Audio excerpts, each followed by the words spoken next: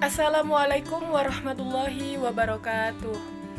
Di sini saya akan menjelaskan tentang akuntansi kas, penempatan dana pada Bank Indonesia, clearing, dan pajak. Video ini dibuat untuk memenuhi ujian akhir semester mata kuliah akuntansi perbankan dan syariah. Sebelumnya, izinkan saya memperkenalkan diri. Saya Yuni Maulida, NIM 190803102039. Saya dari Prodi D3 Administrasi Keuangan Universitas Jember. Mari kita sama-sama simak video berikut ini. Yang pertama ada akuntansi kas. Nah, apa itu kas? Kas adalah mata uang kertas dan logam, baik dalam valuta rupiah maupun valuta asing yang masih berlaku sebagai alat pembayaran yang sah. Perubahan posisi saldo kas di bank dapat disebabkan oleh beberapa hal berikut ini. Di antaranya, yang pertama, ada penyetoran dan penarikan tunai oleh nasabah. Yang kedua, ada penyetoran kepada Bank Indonesia atau penarikan dari rekening bank yang bersangkutan di Bank Indonesia. Dan yang terakhir, ada penggunaan untuk transaksi internal bank seperti untuk dana kas kecil, pembayaran biaya-biaya operasional, biaya gaji, dan sebagainya. Selanjutnya ada transaksi internal bank syariah yang dapat dibedakan menjadi dua jenis. Di antaranya, yang pertama ada tanpa menggunakan kas kecil. Untuk transaksi tanpa menggunakan kas kecil ini, bank biasanya melakukan pembayaran via rekening. Nah, yang kedua ada menggunakan kas kecil. Biasanya dilakukan untuk transaksi yang nilai rupiahnya relatif kecil, antara lain untuk pembayaran konsumsi, biaya transport, biaya langganan koran atau majalah, dan biaya listrik atau air. Akuntansi kas kecil pada bank dapat menggunakan sistem dana tetap atau impress fund system maupun sistem dana berfluktuatif atau fluctuating system. Transaksi dana kas kecil dengan sistem dana tetap meliputi pembentukan dana kas kecil, pemakaian dana kas kecil, dan pengisian dana kas kecil. Dalam sistem ini, pada saat pembentukan dana kas kecil, bank akan mendebit dana kas kecil, dan selanjutnya pemakaian kas kecil tidak di jurnal, tapi hanya diarsip sehingga saldo dana kas kecil akan tetap. Yang berubah adalah hanya komposisi kasnya, karena komposisi kasnya terdiri atas uang tunai dan arsip yang akan bernilai untuk ditukarkan pada saat pengisian kembali. Jumlah berkurang, tetapi bukti pemakaiannya bertambah. Pada saat pengisian kembali, bank akan mendebit biaya-biaya yang telah dikeluarkan dan mengkredit rekening kasnya. Adapun pada akuntansi kas kecil dengan sistem dana berfluktuasi, pada saat pengisian kas kecil, bank akan mendebit dana kas kecil dan mengkredit rekening kas. Nah, pada saat pemakaian kas kecil akan didebit biaya-biaya atau utang yang terjadi dan mengkredit dana kas kecil. Pada saat pengisian kembali, mendebit rekening dana kas kecil dan mengkredit rekening kas. Berikut adalah contoh ilustrasi transaksi kas kecil. Pada tanggal 1 Maret 2020, dibentuk dana kas kecil sebesar Rp500.000. 3 Maret 2020, dibayar biaya konsumsi rapat sebesar Rp40.000. 7 Maret 2020, dibayar bahan bakar mobil kantor sebesar Rp60.000. 10 Maret 2020, dibayar biaya asuransi cash in safe sebesar Rp50.000. 11 Maret 2020, dibayar biaya asuransi cash in transit sebesar Rp20.000. 15 Maret 2020, dibayar biaya langganan koran dan majalah sebesar Rp40.000. 23 Maret 2020, dibayar biaya listrik bulan terakhir sebesar Rp120.000. 26 Maret 2020, dibayar biaya air bulan terakhir sebesar Rp100.000. 17 Maret 2020 dibayar biaya servis kendaraan kantor sebesar Rp50.000. Dan yang terakhir, pada tanggal 31 Maret 2020, kas kecil diisi kembali. Berikut adalah jurnal bila menggunakan sistem dana tetap atau Impress Fund System. Tanggal 1 Maret 2020, dana kas kecil didebit sebesar Rp500.000, kas dikredit sebesar Rp500.000. 31 Maret 2020, beban konsumsi rapat didebit sebesar Rp40.000, beban bahan kantor didebit sebesar Rp60.000, beban asuransi cash in safe didebit sebesar Rp50.000, beban asuransi cash in transit didebit sebesar Rp20.000, beban koran dan majalah didebit sebesar Rp40.000, beban listrik didebit sebesar Rp120.000, beban air didebit sebesar Rp100.000, beban servis kendaraan didebit sebesar Rp50.000, dan yang terakhir kas dikredit sebesar Rp480.000. Dan berikut jurnal bila menggunakan sistem dana berfluktuasi atau fluctuating system. Tanggal 1 Maret 2020, dana kas kecil didebit sebesar Rp500.000, kas dikredit sebesar Rp500.000. 3 Maret 2020, biaya konsumsi rapat sebesar Rp40.000, dana kas kecil dikredit sebesar Rp40.000. 7 Maret 2020, biaya bahan bakar didebit sebesar Rp60.000, dana kas kecil dikredit sebesar Rp60.000. 10 Maret 2020, biaya asuransi cash in safe didebit sebesar Rp50.000, dana kas kecil dikredit sebesar Rp50.000. 11 Maret 2020, biaya asuransi cash in transit didebit sebesar Rp20.000, dana kas kecil dikredit sebesar Rp20.000. 15 Maret 2020, biaya koran dan majalah didebit sebesar Rp40.000, dana kas kecil dikredit sebesar Rp40.000. 23 Maret 2020, biaya listrik didebit sebesar Rp120.000, dana kas kecil dikredit sebesar Rp120.000. 26 Maret 2020, biaya listrik didebit sebesar Rp100.000 dan dana kas kecil dikredit sebesar Rp100.000. 27 Maret 2020, biaya servis kendaraan didebit sebesar Rp50.000 dan dana kas kecil dikredit sebesar Rp50.000. Dan yang terakhir, pada tanggal 31 Maret 2020, dana kas kecil didebit sebesar Rp480.000 dan kas dikredit sebesar Rp480.000. Selanjutnya kita akan membahas penempatan pada Bank Indonesia dan clearing. Penempatan pada Bank Indonesia ini dilakukan dalam bentuk giro dan sertifikat wadiah Bank Indonesia. Giro Bank Indonesia merupakan rekening giro milik bank komersial dalam valuta asing maupun valuta rupiah di Bank Indonesia. Dengan giro Bank Indonesia, bank dapat membiayai transaksi antar cabang maupun antar bank melalui penyelesaian clearing. Mutasi giro Bank Indonesia makin sering dilakukan bila transaksi antar bank atau antar cabang semakin banyak. Transaksi tersebut dibatasi oleh Bank Indonesia, tidak boleh sampai mengakibatkan ketentuan jumlah giro wajib minimum tidak tercapai. Bentuk lain penempatan dana bank syariah pada Bank Indonesia adalah dalam bentuk sertifikat Bank Indonesia atau SBI Syariah yang merupakan instrumen pengganti atas sertifikat wadiah Bank Indonesia atau SWBI. Baik SBI Syariah maupun SWBI merupakan sarana penitipan dana jangka pendek oleh bank syariah yang mengalami kelebihan likuiditas. SBI Syariah menggunakan skema penjualan dengan kebijakan return saat ini mengacu pada SBI konvensional. Berikut adalah contoh transaksi penempatan pada Bank Indonesia. Pada tanggal 1 Agustus 2000 sekian, Bank Murni Syariah cabang Padang menyetorkan tunai untuk giro di Bank Indonesia sebesar 1 miliar rupiah. Dan pada tanggal 10 Agustus 2000 sekian, Bank Murni Syariah cabang Padang mengambil dana di Bank Indonesia sebesar 400 juta rupiah. Berikut jurnalnya.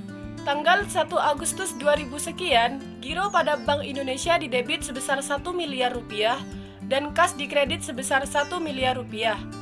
1 Agustus 2000 sekian, kas didebit sebesar 400 juta rupiah dan giro pada Bank Indonesia dikredit sebesar 400 juta rupiah.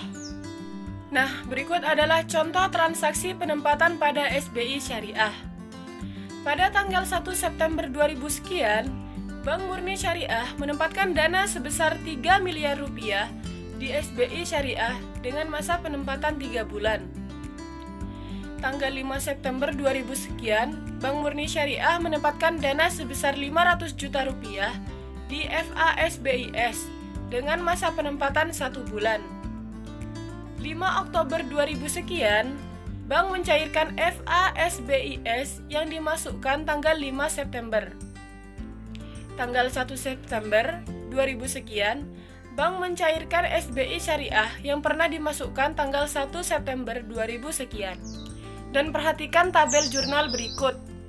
Tanggal 1 September 2000 sekian, SBI Syariah didebit sebesar 3 miliar rupiah dan giro pada Bank Indonesia dikredit sebesar 3 miliar rupiah. 5 September 2000 sekian, FASBIS didebit sebesar 500 juta rupiah dan giro pada Bank Indonesia dikredit sebesar 500 juta rupiah. 5 Oktober 2000 sekian, giro pada Bank Indonesia didebit sebesar 500 juta rupiah dan FASBIS dikredit sebesar 500 juta rupiah. 1 Desember 2000 sekian, giro pada Bank Indonesia didebit sebesar 3 miliar rupiah dan FASBIS dikredit sebesar 3 miliar rupiah. Sekarang kita akan membahas tentang clearing. Clearing merupakan sarana atau cara perhitungan utang piutang dalam bentuk surat berharga atau surat dagang dari suatu bank peserta yang diselenggarakan oleh Bank Indonesia atau pihak lain yang ditunjuk. Untuk mengikuti clearing, bank komersial harus terlebih dahulu terdaftar sebagai peserta clearing pada penyelenggaraan clearing, yaitu Bank Indonesia. Dalam kegiatan clearing digunakan warkat, dokumen, dan formulir clearing. Di dalam kegiatan clearing terdapat warkat, dokumen clearing, dan formulir clearing. Berikut penjelasannya. Warkat adalah alat pembayaran bukan tunai yang diperhitungkan atas beban atau rekening nasabah atau bank melalui clearing. Contohnya seperti cek, bilet giro, wesel bank untuk transfer, surat bukti penerimaan transfer, nota debit, dan nota kredit. Selanjutnya dokumen clearing. Dokumen clearing adalah dokumen yang berfungsi sebagai alat bantu dalam proses perhitungan clearing di tempat penyelenggara. Dokumen clearing yang digunakan adalah daftar warkat clearing penyerahan atau pengembalian yang disediakan oleh masing-masing peserta. Dan yang terakhir ada formulir clearing. Adalah formulir yang digunakan untuk proses perhitungan clearing, meliputi neraca clearing penyerahan dan pengembalian yang disediakan oleh penyelenggara clearing, neraca clearing penyerahan dan pengembalian yang disediakan oleh peserta clearing, dan bilet saldo clearing yang disediakan oleh peserta. Berikut adalah contoh ilustrasi penarikan dan penyetoran clearing. Pada transaksi 5 Juli 2000 sekian, Bank Murni Syariah menerima tagihan dari Bank Peduli Syariah sebesar 200 juta rupiah untuk beban Bapak Rahmat. Tanggal 6 Juli 2000 sekian, Bank Murni Syariah menyerahkan warkat clearing ke Bank Indonesia dan pada tanggal itu juga clearing dinyatakan berhasil sebesar 300 juta rupiah untuk keuntungan rekening giro Bapak Syamsul. Berikut jurnal transaksi clearing di atas sebagai berikut. Tanggal 5 Juli 2000 sekian, giro Ahmad didebit sebesar 200 juta rupiah dan giro pada Bank Indonesia dikredit sebesar 200 juta rupiah. 6 Juli 2000 sekian, giro pada Bank Indonesia didebit sebesar 300 juta rupiah, giro Samsul dikredit sebesar 300 juta rupiah. Yang terakhir kita akan membahas tentang akuntansi pajak. Aktivis bank syariah yang mengakibatkan bertambahnya pendapatan seseorang merupakan objek pajak yang harus dibayarkan kepada negara. Berikut adalah beberapa jenis objek pajak yang terkait dengan aktivitas bank syariah beserta tarif pajak yang dikenakan. Yang pertama, ada penerimaan bonus giro wadiah oleh nasabah giro wadiah dikenakan pajak PPh pasal 4 ayat 2 giro sebesar 20% dari bonus yang diterima nasabah. Yang kedua, ada penerimaan bagi hasil oleh nasabah giro mudorobah, tabungan mudorobah, dan deposito mudorobah dikenakan pajak PPh pasal 4 ayat 2. Ketiganya dikenakan pajak sebesar 20% dari bagi hasil atau bonus yang diterima. Yang ketiga, ada penghasilan yang diterima pegawai bank syariah dikenakan PPh 21 perorangan, dikenakan pajak sebesar 10%. Yang keempat, ada penghasilan bank syariah yang kena pajak dikenakan PPh 21 atas badan. Yang kelima, ada dividen yang dibayar bank syariah kepada pemegang saham dikenakan PPh pasal 4 ayat 2 atas dividen. Pajak yang dipungut oleh bank disimpan terlebih dahulu dalam rekening titipan kas negara dengan subrekening sesuai dengan jenis pajak yang dipungut. Secara berkala, pajak tersebut dibayar pada rekening pemerintah di Bank Indonesia. Berikut adalah contoh transaksi pemotongan berbagai pajak. Tanggal 30 Oktober 2000 sekian, dibayar bonus giro wadiah pada rekening Thorik Muhammad Ridho, nasabah giro, adalah BMS sebesar Rp100.000. BMS memotong pajak 20% PPh pasal 4 ayat 2 giro. Tanggal 30 Oktober 2000 sekian, dibayar bagi hasil yang sudah diumumkan, tetapi belum dibayar dan langsung dipotong pajak. Yang pertama, rekening Ursila Husnul Ridho, nasabah tabungan mudorobah sebesar Rp60.000. Yang kedua, ada rekening tabungan mudorobah Doli Viviani, nasabah deposito mudorobah sebesar Rp20.000. Tanggal 1 November 2000 sekian, dibayar gaji Thorikullah, pegawai BMS sebesar Rp300 juta, dipotong pajak sebesar 10%. Gaji langsung masuk rekening tabungan mudorobah Thorikullah. Tanggal 1 November 2000 sekian, dipotong PPh 21 badan masa sebesar Rp15 juta. Tanggal 1 November, dibayar dividen kepada Juworo Rohmadi, salah seorang pemegang saham sebesar Rp20 juta dan dipotong PPh pasal 4 ayat 2 dividen. Dividen dibayar via tabungan mudorobah Juworo. Tanggal 5 November, disetor semua pajak yang telah dipotong BMS ke rekening pemerintah di Bank Indonesia sebesar Rp256.640.000. Berikut adalah tabel jurnal transaksi berbagai pemotongan pajak. Pada tanggal 30 Oktober, beban bonus wiro wadiah didebit sebesar Rp100.000. Giro wadiah atas nama Thorik Muhammad Ridho dikredit sebesar Rp80.000. Titipan kas negara PPh pasal 4 ayat 2 atas giro dikredit sebesar Rp20.000. 30 Oktober, hak pihak ketiga atas bagi hasil didebit sebesar Rp60.000. Tabungan mudorobah atas nama Ursila dikredit sebesar Rp60.000. Tabungan mudorobah atas nama Ursila didebit sebesar Rp12.000.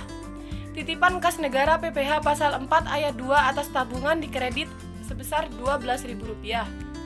1 November, beban gaji didebit sebesar Rp3 juta. Tabungan mudorobah atas nama Thorikullah dikredit sebesar Rp2.700.000. Titipan kas negara PPh 21 dikredit sebesar Rp300.000. 1 November, beban pajak didebit sebesar Rp15 juta. Titipan kas negara PPh 21 atas badan dikredit sebesar Rp15 juta. 1 November, dividen didebit sebesar Rp20 juta. Tabungan mudorobah atas nama Juworo Rohmad dikredit sebesar Rp16 juta. Titipan kas negara PPh pasal 4 ayat 2 atas dividen dikredit sebesar Rp4 juta. Yang terakhir ada 5 November, rupa-rupa titipan kas negara didebit sebesar Rp256.640.000 didebit. Nah, dan yang terakhir, Bank Indonesia dikredit sebesar Rp256.000, Rp640.000 dikredit. Baik, sekian penjelasan dari saya tentang akuntansi kas, penempatan dana pada Bank Indonesia, clearing, dan pajak. Jangan lupa untuk like dan komen, dan kurang lebihnya mohon maaf. Wassalamualaikum warahmatullahi wabarakatuh.